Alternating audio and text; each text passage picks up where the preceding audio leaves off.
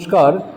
আজ আমরা ত্রিপুরা সরকারি শিক্ষক সমিতি এইচবি রোড এবং ত্রিপুরা বেসরকারি শিক্ষক সমিতি এইচবি রোড যৌথভাবে সাংবাদিক সম্মেলন মিলিত হওয়ার মূল কারণ হলো, আপনারা জানেন 2025 সালের 1 সেপ্টেম্বর মহামান্য সুপ্রিম কোর্টের এক রায়ে বুনিয়াদী শিক্ষা দপ্তরে কর্মরত শিক্ষকরা চাকরির উপরে একটা চরম অনিশ্চয়তা নেমে এসছে।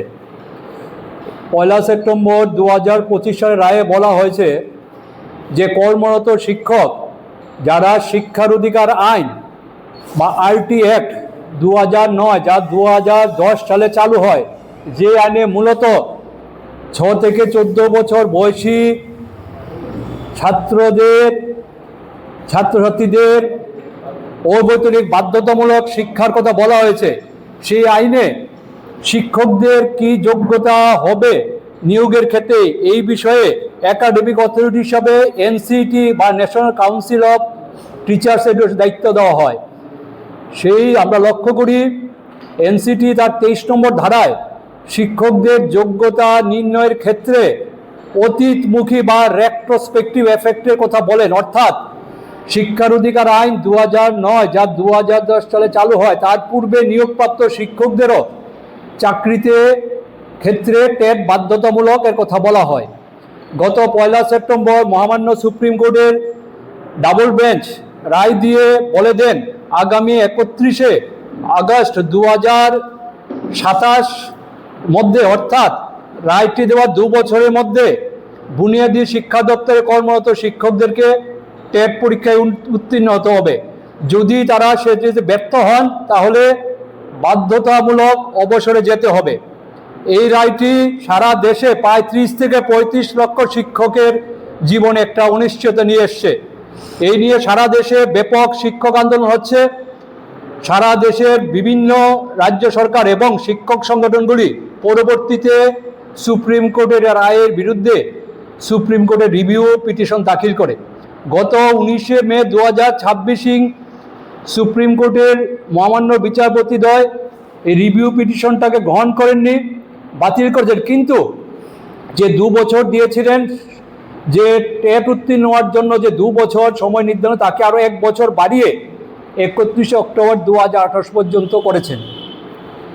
আমাদের যে বক্তব্য, শিক্ষার অধিকার আইন আরটি অ্যাক্ট 6 থেকে 14 বছর পর্যন্ত ছেলে মেয়েদের বাধ্যতামূলক বিনামূল্যে পড়াশোনার যে কথা বলা হয়েছে, যে মৌলিক অধিকারকে স্বীকৃতি, তাকে আমরা সারা ভারতবর্ষের প্রত্যেকে তাকে যথেষ্ট স্বীকৃতি দিয়েছেন, প্রত্যেকে এটাকে একটা দারুণ ঐতিহাসিক একটা আইন বলে বলেছেন। কিন্তু শিক্ষকের নিয়োগের ক্ষেত্রে শিক্ষার অধিকার আইনের পরে টেট বা টিচার্স এলিজিবিলিটি টেট বাধ্যতামূলক, এটা নিয়ে আমাদের কোনো শিক্ষক সহ আমাদের কোনো বক্তব্য নেই। কিন্তু আমাদের বক্তব্য হলো, শিক্ষার অধিকার আইন চালু হওয়ার পূর্বে, অর্থাৎ অতীতমুখী যে রেট্রোস্পেক্টিভ তা নিয়ে, এর ফলে আজ থেকে 30 বছর চাকরি করছেন, 25 বছর চাকরি করছেন শিক্ষক শিক্ষিকারা, আগামী দিনে তাদের চাকরি অনিশ্চয়তার মুখে দেখা দিয়েছে।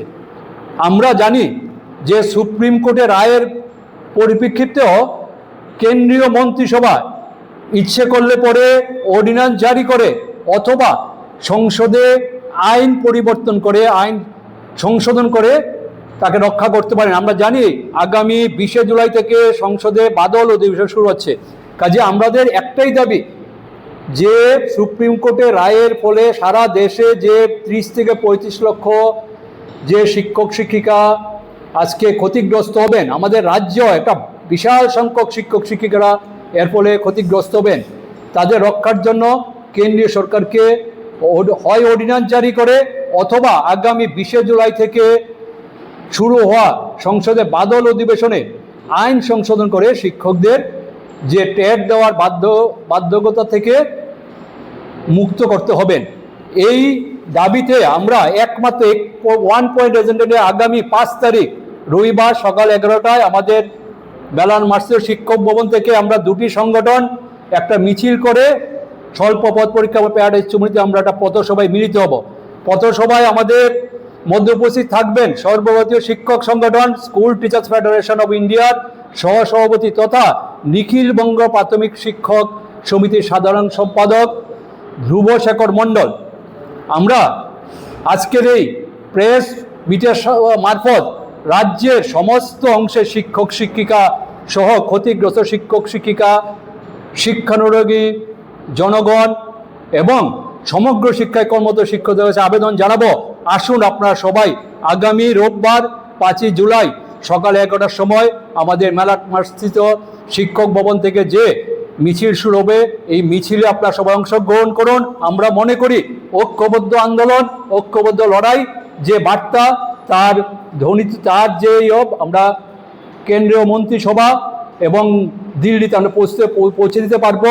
এবং এর পরবর্তী সময় 5 তারিখের পরে আমরা মেমোরেন্ডাম, আমাদের যে দাবি অর্ডিন্যান্স জারি করে অথবা সংসদে আইন সংশোধন করে সিনিয়র শিক্ষকদের চাকরির যে জটিলতা সৃষ্টি হয়েছে তার থেকে সুরক্ষার প্রশ্নে যে আমাদের দাবি, এই দাবিটা যাতে ওখানে পৌঁছানো যায়, যেন আমরা ত্রিপুরা রাজ্যের মহামান্য রাজ্যপাল, রাজ্যের মাননীয় মুখ্যমন্ত্রী এবং রাজ্যের বিরোধী দলের তরফে আমরা স্মারকলিপি তুলে দেব, যাতে আমাদের বক্তব্যটা দিল্লিতে সঠিক জায়গায় পৌঁছে দেওয়া যায়। এই উদ্দেশ্যেই আজকে আমাদের এই সাংবাদিক সম্মেলন।